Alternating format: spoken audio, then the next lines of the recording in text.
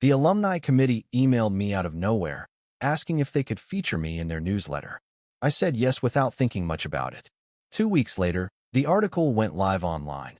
A full spread about my car repair chain, how we'd grown from one small shop to 12 locations, and just landed major financing for expansion. It didn't take long for the comments to start. Most were congratulatory. Then I saw hers. "Kelly," she wrote, "proud of what he's built. We've always supported each other's dreams." I almost laughed. Before I could type anything, someone else beat me to it. "Didn't you dump him for lacking ambition?" The reply included screenshots of her old posts, the breakup, the jabs about me being stuck in the slow lane. Within an hour, Kelly's comment disappeared. That same afternoon, Greg emailed me. He said Kelly had started showing up at his apartment uninvited, leaving gifts, a cufflink box, a notebook with "Build an Empire Together" scribbled across the first page. Security had to escort her out more than once. He admitted she'd lied about my identity when they first started dating, telling him I was just some guy she barely knew. The last paragraph of his email read like a confession. "We could have built it together. I believed in you first." I didn't bother replying. She never believed in me, only in whatever fantasy fit her ego at the moment. The truth was, I never built the business to prove her wrong. I built it because I knew I could. And looking back, her walking away was probably the best shove I ever got. By fall, word had spread in our old alumni circles. People I hadn't spoken to in years were reaching out. Some wanted advice. Some wanted jobs. A few just wanted to gawk. Kelly kept popping up around town, now working with her father selling real estate, posting endless motivational quotes about persistence and self-belief. The irony was almost too much to take. Greg, on the other hand, seemed to be doing well at his new job. He even sent me a holiday card, short, polite, and with a handwritten note. "Thanks for being professional through all that chaos." Business was rolling. We'd just cut the ribbon on location 12. I'd secured a financing package that would let us double that in 3 years. My management team was the strongest it had ever been. And through it all, Ray and I still grabbed beers every Friday, same as always. He never made a big deal about any of it, didn't need to. He'd been there before the first shop, before the money, before the alumni write-ups. I realized that ambition doesn't always have to be loud. It doesn't have to swagger into a barbecue bragging about promotions. Sometimes it's just steady work, showing up every day until one day there's something real sitting in front of you, something no one can take credit for but you. When the next alumni barbecue rolled around, I went. Not to prove anything, not to rub anything in, just because I could. The ones who mattered shook my hand and caught up like no time had passed. Kelly wasn't there. Neither was Greg. Fine by me. Some stories don't need an encore. Greg's face didn't move at first. He just stood there, blinking like maybe he'd misheard me. Then his eyes darted to Kelly, who was still grinning like she'd just scored points in a game nobody else was playing. "Wait," he said slowly, "your last names." "Yep." I took a bite of my ribs, like we were just talking about the weather. Kelly tilted her head. "What's going on?" Greg laughed, but it was the nervous kind. You're the owner?" I nodded once. "Regional meetings are Mondays. You'll see me there." That wiped the smirk off Kelly's face. Greg's hands went into his pockets. He muttered something about finding the bathroom and practically bolted. Kelly stared after him, then turned back to me like she was trying to recalibrate. "You never told me you never asked," I said, and walked off before she could fish for more. Monday rolled around, and sure enough, Greg was in the back of the conference room, trying to look invisible. I ran the meeting like usual, didn't call him out, didn't give him any special attention. When it wrapped, he hovered by the door until everyone left. "Hey," he started, rubbing the back of his neck, "about Saturday." I cut him off. "Don't worry about it. Water under the bridge." He nodded, relieved, then hesitated. Kelly's been calling the office. She, wants to do lunch with the 3 of us. Said it'd clear the air." I smirked. "If you're still together next month, bring her to the employee family picnic. Should be fun." He didn't know if I was serious. I didn't care. The next afternoon, my receptionist buzzed me. "A woman's here asking for you. Says she's Kelly." She walked in like she owned the place. Blazer, heels, a leather folder in hand. "Thought I'd stop by. I could be an asset here. We should talk about a position." I didn't even invite her to sit. "Not happening. Don't come to the office again." Her smile twitched. You're making this personal. I'm making it clear. I held the door until she finally took the hint and left. By Thursday night, Greg's resignation email hit my inbox. Personal reasons. Sure. Friday morning, my sales manager called. You know a Kelly? She's telling clients she's our business development partner. Even has an email signature with your name under it. I didn't bother getting mad. Forward me everything. I sent it to my lawyer with one line: cease and desist. Today, that weekend, my phone blew up with old classmates weighing in. A couple said I was being too hard on her. Greg texted late Sunday night. She's saying if I don't quit talking to you, she'll make my life hell. Sorry for the mess. Monday, an envelope showed up, letterhead from her lawyer. She claimed I'd verbally offered her a job. We pulled the security footage from her little office stunt, clear video, audio, the works, and shut that down in 48 hours. She pivoted to social media, posting some long, self-pitying essay about being pushed out by a petty ex in power. The comments lit up fast. A few mutuals dug up her old breakup posts about me, lacking ambition, and slapped them right under her story. By the next morning, her post was gone. The damage wasn't. 2 days later, I heard she'd applied to a rival dealership. Claimed she'd been a strategic consultant for my company. I didn't bother correcting it. Let them figure it out. Some people bury themselves without any help. I just made sure she had the right size shovel. I figured that was the last I'd hear from her for a while. I was wrong. Saturday night, my phone started buzzing with messages from numbers I hadn't seen in years. Old classmates, people who hadn't bothered to say more than hey to me since high school. Hey, man, saw your name in that drama.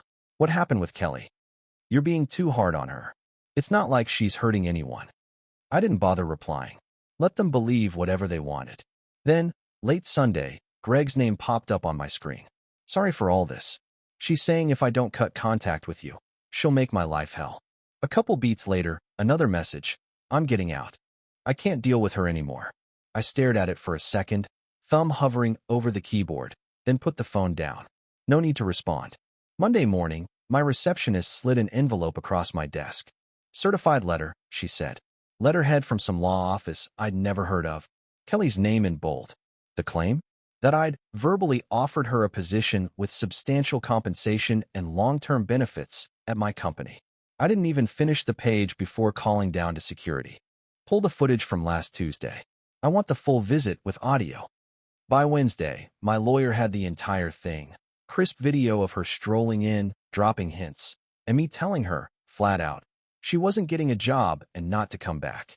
2 days later, her lawyer folded. If she'd had any sense, that would have been the end. But Kelly didn't know how to quit. Friday, I was eating lunch in my office when my phone lit up with notifications. Someone had tagged me in a post. I opened it and saw her profile. A long, dramatic essay about being pushed out by a petty ex who couldn't handle a strong woman. The comments section was pure chaos. Some people swallowed her story whole.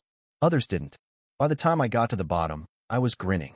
A couple of classmates had dropped screenshots from years ago, her own posts bragging about dumping me for lacking ambition and having no future. Within 12 hours, the post was gone. But the internet doesn't forget. That weekend, over beers with Ray, he mentioned hearing from a buddy in the industry. Said she applied at Riverton Motors, he said. Claimed she'd been a strategic consultant for your company. I laughed into my drink. Good luck to them. I wasn't about to call and warn anyone. Not my problem if they didn't check references. The following week, one of my sales managers dropped by my office. We getting any more Kelly fallout? He asked. Not from this side, I said. But you know how people like that work. She'll pop up somewhere else. Sure enough, 2 days later, I got a text from a friend over at another dealership chain. She's been name-dropping you in interviews. Says you mentored her. I sent back. Better update your HR to call me directly. After that, I stopped tracking her. I had a business to run, and every second I spent on her nonsense was a second wasted. If she wanted to keep chasing the image she thought she deserved, she could do it without my name attached. By the time Sunday night rolled around, I'd cleared my inbox, set up Monday's agenda, and poured myself a drink. For the first time in weeks, my phone stayed quiet. No Greg. No Kelly. No alumni rubberneckers. I figured I'd enjoy the silence while it lasted. People like Kelly always found a way back into the noise. Greg's text came late that night, short and frantic. She's been calling me nonstop. Says she's got a plan we can all win from. Watch your back. I didn't bother answering. By the next morning, my receptionist was standing in my office doorway, looking uncomfortable. There's a woman here to see you, she said. Won't give her last name. Says it's urgent and beneficial. I didn't need a name. Tell her I'm not available. I did, she said. She's sitting in the lobby anyway. I stepped out, and there she was. Kelly, perched in one of the leather chairs like she owned the place, wearing a blazer that probably cost half a paycheck and sunglasses indoors. You ignoring my calls now? She asked, like we were old friends catching up. I told you not to come here, I said. And I told you I could be an asset. You're thinking too small. We could. No, I cut her off. Leave. She gave me this smirk, like I was just playing hard to get. You can't seriously be holding a grudge over the past. That's not how business people operate. I stepped closer. You're not a business person here. You're trespassing. Her smile faltered just a bit, but she didn't move. I'm trying to help you. Greg's not right for that dealership. I could step in.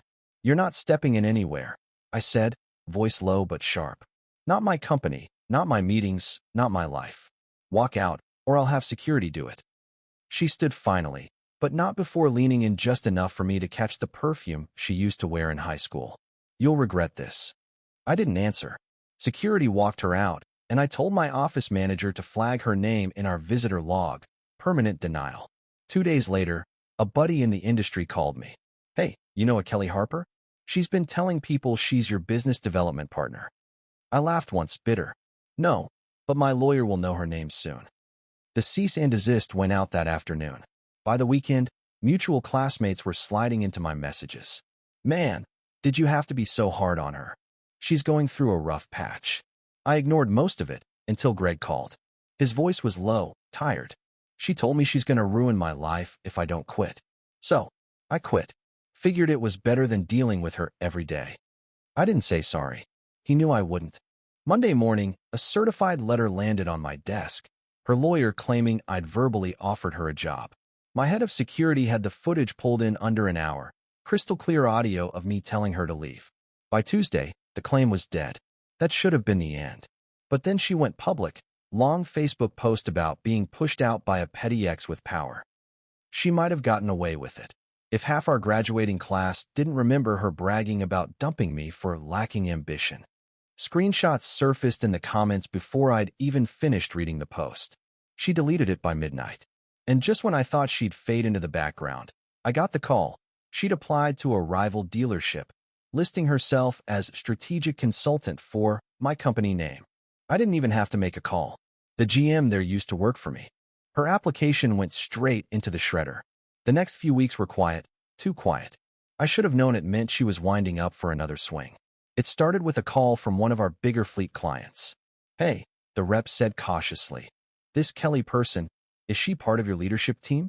She's been emailing me about partnership opportunities. Even signed with your name in the footer. I didn't bother hiding the irritation in my voice. Forward everything to me. Today. By lunch, I had a full chain of her emails.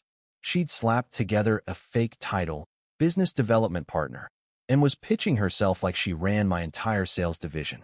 She'd even worked in a couple of my personal business phrases, the ones I used in meetings, just to make it sound authentic. I sent the whole mess to my lawyer with one line: make this stop. The cease and desist went out that afternoon. I didn't expect her to fold easily, but I figured she'd at least take a step back. Wrong. That weekend, my phone buzzed with old classmates popping up out of nowhere. Man, don't you think you're going too far? She's just trying to get back on her feet. You don't need to crush her. I ignored them all until Greg texted Sunday night. She told me if I keep working there and keep talking to you, she'll make my life miserable. A minute later, I'm out. I quit. This isn't worth it. I didn't reply. If he was smart, he'd cut ties completely and never look back. Monday morning, a certified letter was sitting on my desk from her lawyer. According to the claim, I'd verbally offered her a job with long-term benefits and competitive pay. I hit the intercom. Pull last week's visitor footage. The one where Kelly came in uninvited. Security had it on my desk in under an hour. Crystal clear video and audio of me telling her flat out she wasn't getting a job and not to come back. I forwarded it to my lawyer. 2 days later, her claim was dead. That's when she decided to go public. Long Facebook post about being pushed out of an opportunity by a petty ex with too much power. I read it twice. It was dramatic enough to get sympathy from people who didn't know her. But plenty of people did know her. The comments section turned on her fast. A few classmates dropped old screenshots of her bragging about dumping me for lacking ambition and having no future. By midnight, the post was gone. But her need to stay in the spotlight wasn't. 2 days later, a friend in the industry called me. "You're gonna love this." She applied to Riverton Motors. Claimed she'd been a strategic consultant for your company. I didn't even get a chance to laugh before he added, "GM tossed her app straight in the trash. Guy used to work for you." "Good," I said. "Saves me the trouble." I closed my laptop that night knowing she'd eventually move on to some other target. But for now, she was burning through whatever goodwill she had left, and she was doing it without any help from me. The alumni committee email landed in my inbox on a Tuesday morning, subject line, Spotlight Feature Request. They wanted to run a piece on me in the next newsletter, an inspiring story of a local graduate who built a thriving business from the ground up. I said yes without thinking much of it. 2 weeks later, the article went live online. There was my photo, me standing in front of one of my shops, sleeves rolled up, looking like I'd just finished tuning an engine, right under the headline, "From small-town grad to regional auto empire owner." The write-up covered the early days, the expansion, the new financing deal. It was clean, factual, and flattering. By noon, my phone was buzzing with messages from classmates. Then I saw it. Kelly's comment right under the post. "So proud of all you've accomplished. We've always supported each other's dreams." Always supported each other. I actually laughed out loud. Then I saw the reply. "Didn't you dump him for lacking ambition?" Someone wrote. They'd even attached an old screenshot from a high school Facebook post where she'd said it. Kelly's comment vanished within the hour. That night, an email from Greg popped up. Subject, "Need to talk." His message was all over the place. Kelly had been showing up at his apartment without warning, sometimes late at night. She'd leave little motivational gifts at his door, a leather-bound planner, a pin set, a framed photo of the two of them from the barbecue. The notes were worse. "We could still build an empire together," written in looping cursive like some romance novel. "She's been getting past building security," Greg wrote. "I've had to warn the front desk. This is getting out of hand." I kept reading. He admitted that when they first started dating, Kelly told him I was just some guy she barely knew. Definitely not someone successful. "The irony isn't lost on me now," he wrote. Then came the line that made me shake my head. "We could have built it together. I believed in you first." I didn't even bother replying. She'd never believed in me. She believed in whatever version of me fit the story she wanted to tell. The one where she was the star and I was just a backdrop. Business kept moving. We opened our 12th location. Signed the paperwork for a massive expansion loan. My days were full, suppliers, meetings, hiring managers. Kelly's name didn't come up again until Ray sent me a link to her new real estate page. She was working with her dad now, all headshots and inspirational quotes about chasing your dreams. Greg seemed to be doing fine. He mailed me a holiday card with a short handwritten note. "Thanks for being professional through all the mess.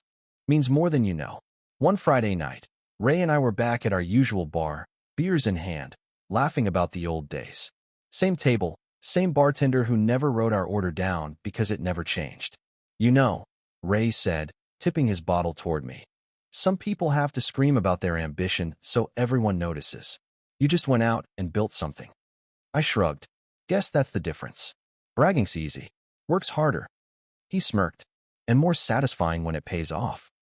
I looked around the bar. Same cracked leather booths, same dim lights, same familiar hum of people talking over the jukebox. 12 shops. Solid financing. A business running better than ever. And my Friday nights were still mine. Not everything had to change.